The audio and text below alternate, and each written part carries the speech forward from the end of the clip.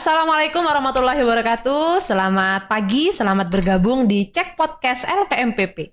Bagi Anda yang baru pertama kali mendengarkan, kami ucapkan selamat datang di CPL, gudangnya berita, wawasan, dan edukasi. Sobat CPL, kali ini kita akan membahas topik yang sangat relevan bagi mahasiswa yang ada di Universitas Jember, yaitu berkaitan dengan layanan asistensi mengajar atau kampus mengajar yang ada di lingkungan Universitas Jember.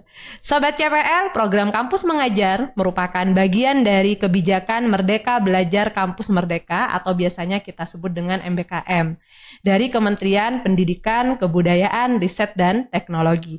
Program ini merupakan kesempatan kepada mahasiswa untuk belajar di luar program studi dengan menjadi mitra guru dalam melakukan pengembangan strategi pembelajaran yang kreatif, inovatif, dan menyenangkan di satuan pendidikan dasar, menengah, maupun pendidikan tingkat atas. Dengan melaksanakan program ini, mahasiswa didorong untuk mengembangkan keahlian dan keterampilan abad 21, yaitu berpikir analitis, penyelesaian masalah, kepemimpinan, manajemen tim, kreativitas, dan inovasi komunikasi interpersonal.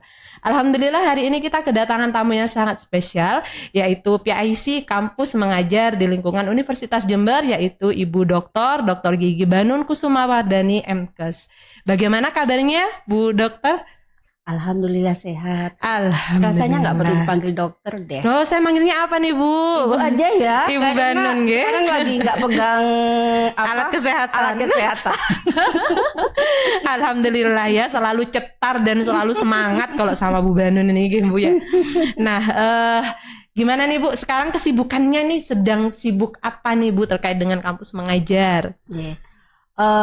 Seperti telah kita ketahui bersama bahwa kampus mengajar itu telah berlangsung sejak awal diluncurkannya Merdeka Belajar Kampus Merdeka, yang mana hingga semester ini telah berlangsung kampus mengajar angkatan ke-8. Wah, luar biasa. Nah, tentunya itulah yang kemudian kita fasilitasi bersama, dan alhamdulillah hingga masuk bulan kedua ini pelaksanaannya lancar, tidak ada kendala.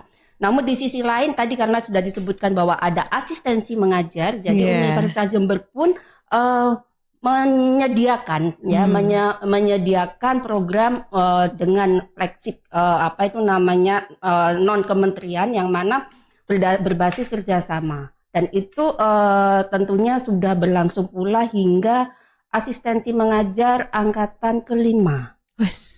Dan itu wow. Selain itu ada yang mandiri itu juga nasional maupun internasional. Jadi demikian yang kita kita siapkan untuk program kampus mengajar dan asistensi mengajar. Oke, nah mungkin bisa dijelaskan sedikit nih Bu. Tadi kan sudah saya jelaskan, singgung sedikit ya dengan kampus mengajar gitu ya. Nah jadi tujuan utama dari kampus mengajar ini kira-kira secara umum itu seperti apa Bu? Mungkin bisa dijelaskan sedikit. Baik. Jadi kampus mengajar itu kita bahas konsep programnya dulu. Iya, boleh. Nah, bahwa tidak bisa dipungkirin pula tantangan masa depan itu membutuhkan kekuatan soft skill mahasiswa. Nah, kita evaluasi selama ini ternyata mahasiswa itu membutuhkan suatu wadah aktualisasi diri. Dan sebelum-sebelumnya ada program kampus mengajar khususnya dari MBKM itu, wadah tersebut sangat terbatas. Kemudian selain itu juga minimnya wadah penyaluran minat dan bakat. Kemudian adanya kebutuhan wadah berkolaborasi. Inilah yang dari sisi mahasiswa. Sedangkan dari sisi siswa ya, di tahun 2020 kita menghadapi pandemi Covid. Inilah yang kemudian merubah sistem pembelajaran. Kemudian dampaknya ada fenomena learning loss. Nah, itulah yang kemudian menjadi suatu kekhawatiran kita semua, bahwa dibutuhkan kemudian yang terjadi pembelajaran jarak jauh. Ini yang kemudian harus ditata kembali. Maka dari itu dengan adanya program kampus mengajar, seperti tadi telah Bu Rafi sampaikan, bahwa itulah merupakan kanal pembelajaran yang memberi kesempatan kepada mahasiswa untuk belajar di luar kampus. Nah, di sisi lain bahwa hasil evaluasi asesmen nasional ANBK itu yang khususnya untuk literasi numerasi di tahun 2023 itu masih rendah. Wah, Maka dari itu kenapa kampus mengajar itu masih berlangsung hingga angkatan 8. Semoga dengan kondisi yang sekarang tatanan baru ini ya kan kita ketahui bahwa ada kementerian yang kemudian nah ini harapannya terus berlangsung dan memang harus difokuskan pembenahan di literasi numerasi untuk pemulihan pembelajaran. Iya, betul. Begitu, Bu. Jadi untuk Universitas Jember sendiri ini kan sudah berkomitmen ya Bu ya, mulai dari awal diluncurkan sampai sekarang sudah angkatan ke-8. Nah, jadi bentuk dukungan dari Universitas Jember itu seperti apa Bu kira-kira untuk keberlangsungan kegiatan kampus mengajar ini? Universitas Jember sangat luar biasa mendukung kesuksesan kelancaran pelaksanaan kampus mengajar. Mulai dari penyiapan sistem. Ya, karena semuanya dengan rangkaian kegiatan yang ya melibatkan mahasiswa, kemudian sekolah sasaran, dosen pendamping. Itu kalau tidak ada sistem yang bagus maka tidak akan bisa dilaksanakan secara baik. Dan yang mana kita ketahui bersama bahwa aktivitas mahasiswa dan dosen pun itu patut dihargai lah, dasar-dasar pelaksanaan kegiatan yang tersistem itulah yang kemudian memberikan penghargaan yang luar biasa untuk mahasiswa dan dosen. Wah, sudah sangat komplit sekali yang disediakan ya Bu ya, mulai dari sistem yang disediakan oleh Universitas Jember untuk kesuksesan kampus mengajar ini tentunya. Nah, kira-kira nih Bu, mungkin nih masih ada beberapa mahasiswa yang masih belum paham nih dengan kampus mengajar.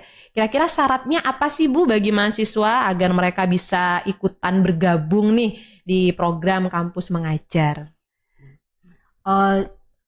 Begini ya bagi Mas Mbak semua mahasiswa Universitas Jember, bahwa yang penting harus bentuk di sini adalah adanya suatu komitmen untuk terus bertumbuh gitu. Jadi harapannya nanti mahasiswa semua di Universitas Jember ini memiliki kesempatan untuk ditugaskan di level sekolah dasar, SMP dan SMK.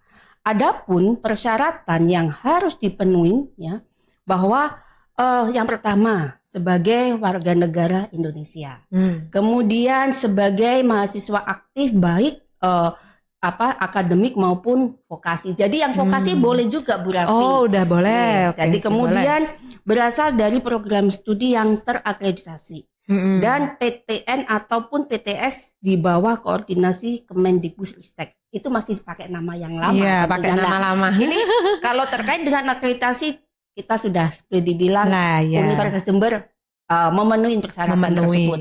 Kemudian mahasiswa berada di semester 4 pada saat pelaksanaan program dengan IPK minimal 3 saat mendaftar. Jadi semester 4 itu adalah pada saat pelaksanaan. Bagi mahasiswa yang sekarang berada di semester 3, harapannya jika ada nanti kampus mengajar angkatan ke-9 diperkenankan mendaftar. Untuk semester 3. Kemudian kan nanti pelaksanaannya masih semester depan. Ya, pada saat semester depan mereka akan berada di semester 4. Kemudian belum pernah ditetapkan sebagai peserta program kampus mengajar angkatan sebelumnya. Nah, ini jadi nggak boleh double, nggak boleh 2 kali ya. Menarik dan penuh tantangan gitu ya. Sekali mahasiswa seperti kemarin pada saat kita sosialisasi ya Bu Rafi bahwa ada yang minta, boleh nggak saya mendaftar lagi kampus mengajar karena betapa sudah merasakan apa itu namanya manfaatnya. Nah, bagi diri sendiri dan pendidikan. Kemudian bersedia mengikuti, melaksanakan dan menyelesaikan program kampus mengajar. Itu yang penting. Menyelesaikan.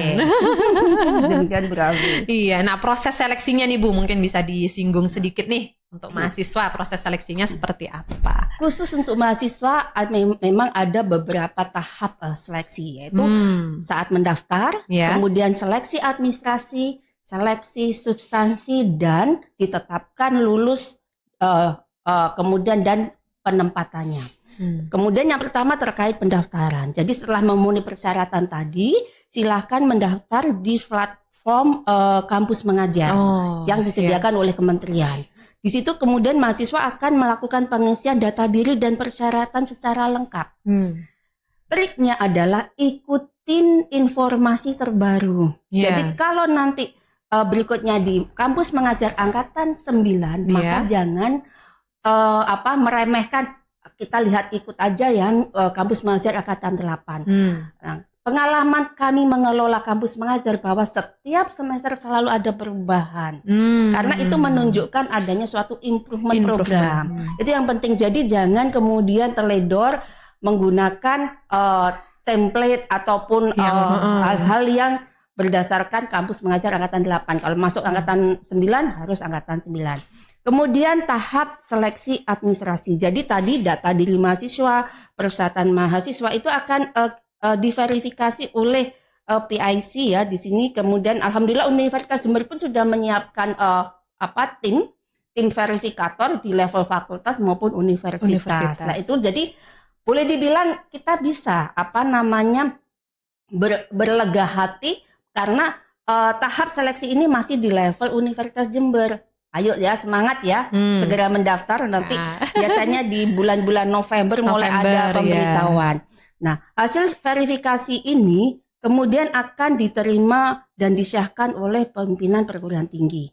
Nah, ini yang memang tentunya setelah diverifikasi lah, dari situ kemudian tim program kementerian akan melaksanakan tes substansi. Tentunya data-data yang tadi dimasukkan sebagai persyaratan harus dicek masing-masing ya, baik itu mahasiswa maupun tim verifikator itu cek data mahasiswa di PD Dikti karena kementerian tetap merujuk data mahasiswa itu dari PD Dikti baik berdasarkan nama, data IPK, semester dan sebagainya.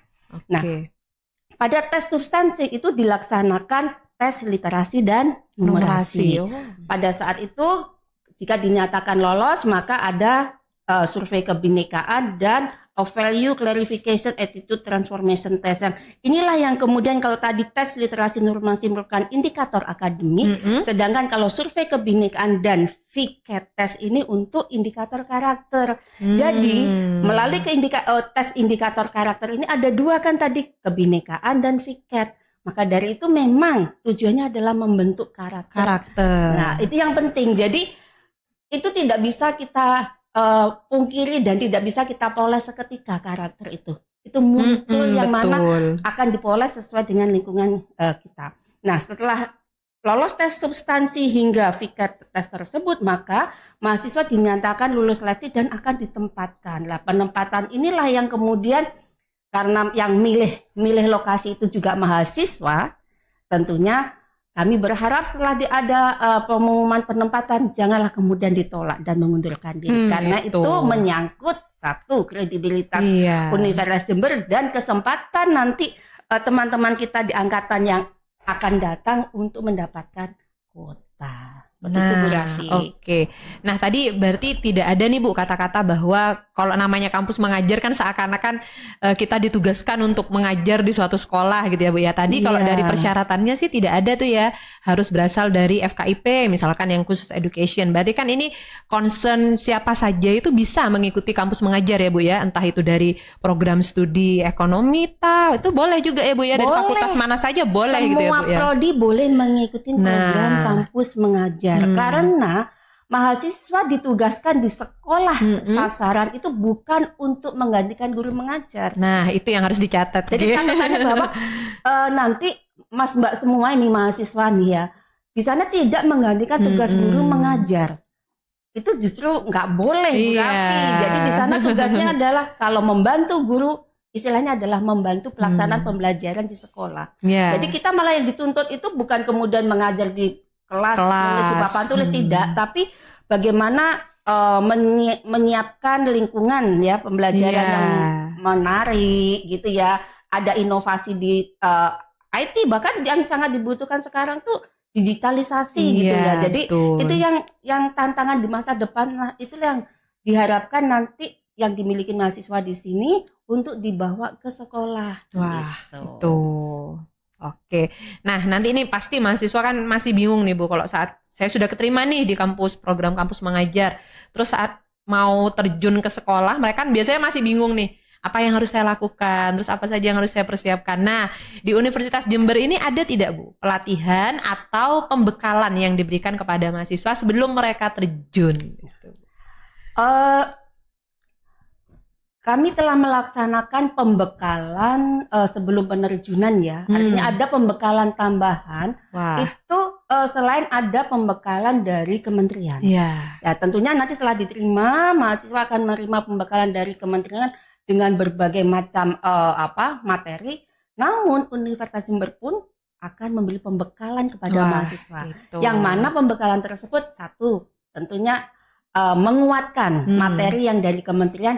Dan yang kemudian karena tadi yang karakter yang harus dibentuk, tentunya kita memberi pembekalan juga bagaimana sih menjaga karakter keunetan itu ya kan, itu yang penting, menjaga karakter keunetan itu pada saat mahasiswa itu dilepas di lapang. Jangan sampai kemudian begitu dilepas ke lapang lupa kalau itu kita membawa nama baik UNED. Nah, betul. Nah, berarti jangan khawatir kalau saat kita mengikuti program kampus mengajar itu akan dikawal betul-betul dari awal sampai akhir kegiatan gitu ya Bu Banen ya. Iya, betul sekali. Nah, kemudian tadi kan sudah bahas nih tentang mahasiswa. Nah, sekarang mungkin apa sih Bu peran dosen yang ada di Universitas Jember ini dalam mendukung ataupun memonitor mahasiswa yang terlibat dalam program kampus mengajar ini Bu? Jadi mahasiswa yang sudah diterima program kampus mengajar tidak akan dilepas serta-merta sudah jalan sendiri, tidak.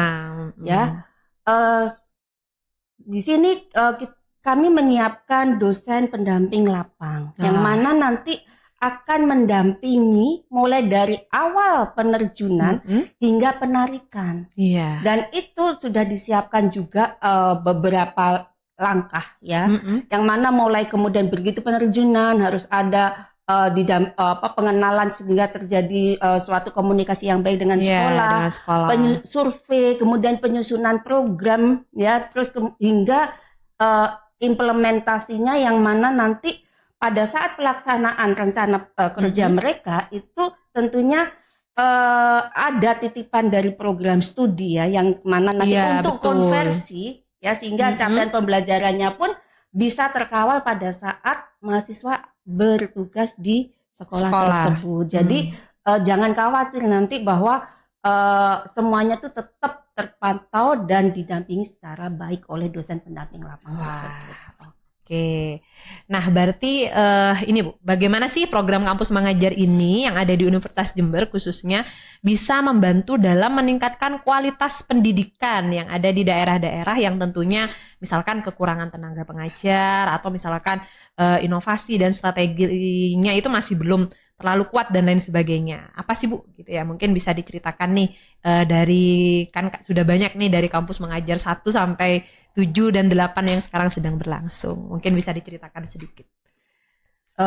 Begini, mahasiswa dibekali beberapa materi ya, yaitu terkait literasi, numerasi, kemudian soft skill, kompetensi pedagogik dan visi nasional. Jadi memang mahasiswa ditugaskan itu sebagai agent of change. Harapannya adik-adik kita yang mana berada di sekolah yang menjadi tempat penugasan kampus mengajar tersebut dibangkitkan semangatnya untuk sekolah lanjut. Dan kemudian itu tadi yang terpenting adalah di sini ada sesuatu hal yang tetap harus kita jaga, yang mana bagaimana kita nanti yang sedang sekarang lagi viral gitu ya, terkait dengan pencegahan 3 dosa besar ya dalam pendidikan. Kemudian bagaimana memitigasi perubahan iklim di sekolah, itu sekarang sedang ramai dibahas dan harus diadaptasi dan dimitigasi. Itu adalah salah satu konsep yang harus dilaksanakan di dalam program kerja mereka. Namun bagi yang tadi disampaikan Bu Rafi bahwa bagaimana dengan mahasiswa yang bukan dari bidang pendidikan, yang non kependidikan, dari mahasiswa ekonomi, dari mahasiswa pertanian dan sebagainya. Jangan khawatir, karena pada saat sebelum penerjunan diberi suatu pelatihan ya, pembekalan itu terkait dengan konsep-konsep pedagogi. Jadi karena supaya bagaimana sih kita berbaur dengan adik-adik siswa. Itu kan ada sesuatu komunikasi khusus ya. Beda dengan kita cara berkomunikasi dengan sesama teman mahasiswa dengan menghadapi adik-adik yang di SD gitu. Nah, itu karena konsep yang terkait dengan pesanan literasi numerasi yang sesuai dengan evaluasi di tahun 2023 itu masih rendah, maka itu bisa terjadi peningkatan. Itu dari sisi sekolah dan siswa. Untuk mahasiswa, selain mereka sebagai agent of change, bahwa soft skill-nya pun menjadi kuat. Yang mana soft skill itu merupakan senjata utama ya untuk kehidupan kita nanti di masyarakat. Iya, betul. Nah, tadi mungkin nih Bu, ada tidak sih tantangan gitu ya yang dihadapi oleh Ibu selama mendampingi mahasiswa mengikuti program kampus mengajar? Kan pasti ada dramanya gitu ya Bu ya. Mungkin bisa diceritakan nih Bu, tantangannya apa sih selama mengawal kegiatan program kampus mengajar di Universitas Jember?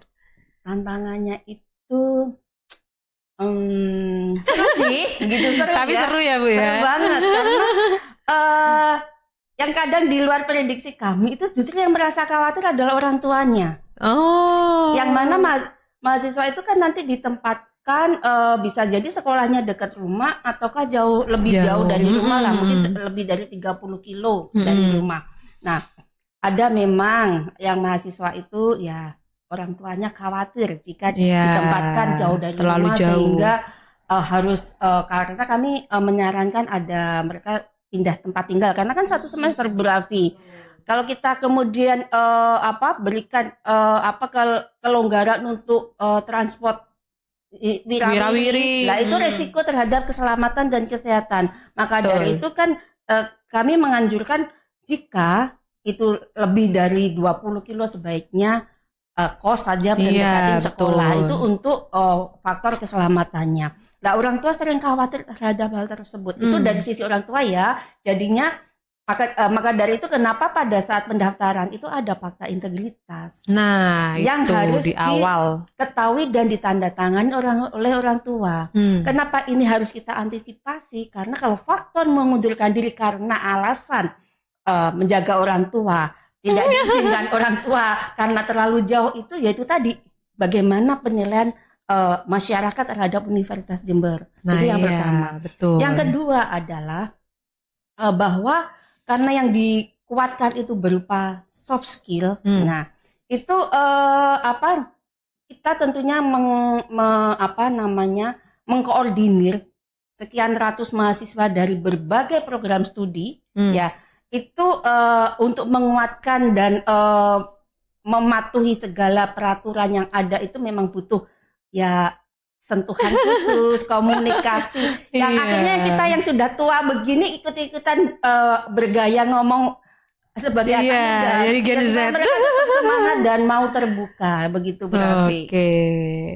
Nah, tadi berarti keuntungannya apa sih selain tadi soft skill ya Bu ya? Jadi fasilitas juga mereka kan dapat bantuan UKT juga ya Bu ya? Betul. Iya. Nah, berarti kan sebenarnya enak ya Bu ya? UKT itu dapat bantuan biaya kuliah itu hingga kampus mengajar angkatan 6. Mulai angkatan ke-7 dan ke-8 hanya mendapatkan bantuan biaya hidup. Namun untuk bantuan biaya hidup tersebut mengalami peningkatan Bu Raffi. Jadi 1 bulan itu mendapatkan Rp1.500.000. Bisa dibayangkan kan? Lumayan banget ya 1.500.000 sebulan untuk bisa tinggal kemudian dekat sekolah. Itu sudah sangat cukup. Rasanya sudah sesuai dengan UMR ya Bu ya. Ya itu begitu penghargaannya. Selain itu juga bisa konversi 20 SKS. 20 SKS. Kan menarik sekali kegiatan program ini ya Bu ya. Harus ikut mahasiswa nih ya Bu ya. Berikutnya ayo daftar. Harus daftar nih. Nah, untuk itu untuk kegiatan program kampus mengajar yang ada di Universitas Jember itu ada kegiatan monitoring dan evaluasinya juga tidak Bu untuk mengetahui nih apakah mahasiswa sudah benar-benar berhasil gitu ya di sekolah itu benar-benar melaksanakan programnya dengan baik atau tidak gitu Bu. Ya.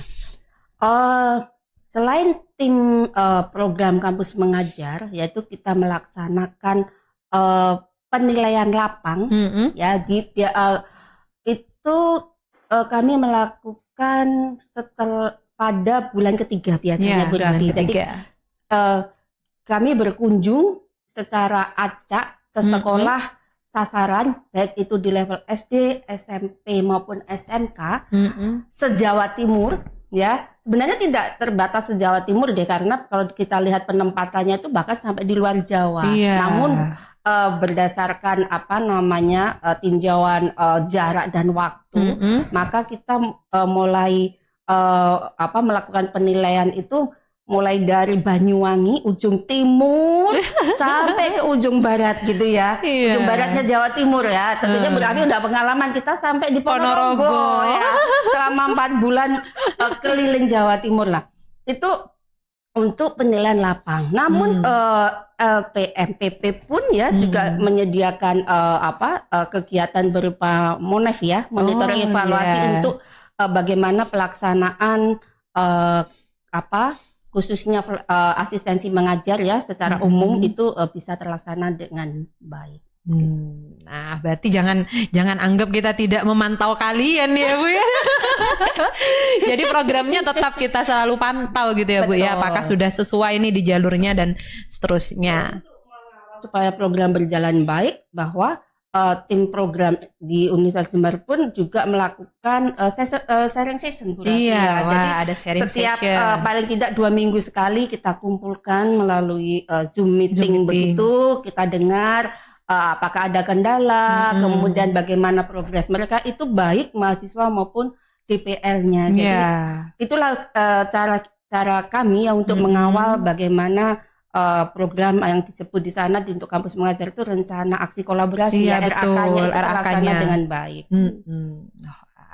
Berarti sudah terstruktur, sudah tersistem ya Bu ya, dan jadi sehingga program kampus mengajarnya tetap bisa berjalan lancar sampai kampus mengajar 8 sekarang, nggak kerasa ya Bu ya sudah ke 8. Nah mungkin menginjak dua pertanyaan terakhir nih Bu. Nah kira-kira apa sih Bu harapan Bu Banun selaku PIC program kampus mengajar ini terhadap masa depan nih program kampus mengajar di Universitas Jember ini, harapannya seperti apa?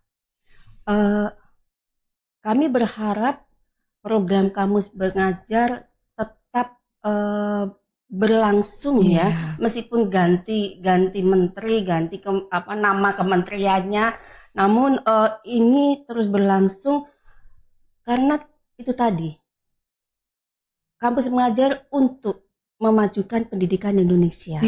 Itu yang penting sekali ya Bu ya. Dampak sekali. Indonesia bisa akan maju pesat jika pendidikannya itu berlangsung secara baik.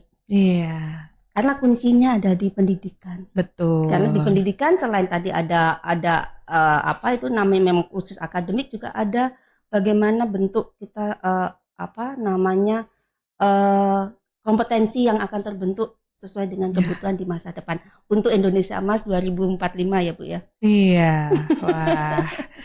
Nah terakhir nih Bu, nah kira-kira apa sih pesan Ibu gitu ya bagi mahasiswa Universitas Jember yang masih ragu untuk ikut program kampus mengajar, mau ikut nggak mau ikut, kayak gimana Bu? Biar mereka yakin nih, saya mau ikut nih. Mungkin sudah bisa sampai angkatan ke-8 masih ragu kah gitu? Enggak, wah, jargon baru.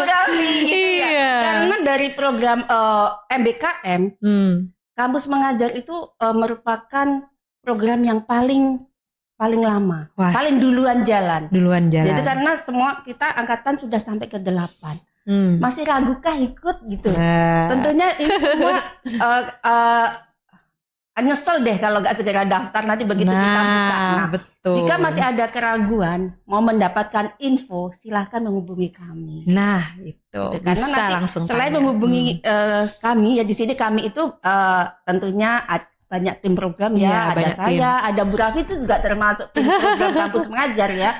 Jadi silahkan menghubungi kami, dan nanti sebelum pendaftaran biasanya kita ya Bu Rafi memberikan sosialisasi program. Di situ boleh mengupas tuntas ya apa saja persyaratan hingga pelaksanaan gamang gitu, silahkan disampaikan. Wah luar biasa sekali. Terima kasih banyak Bu Banun atas kehadirannya hari ini.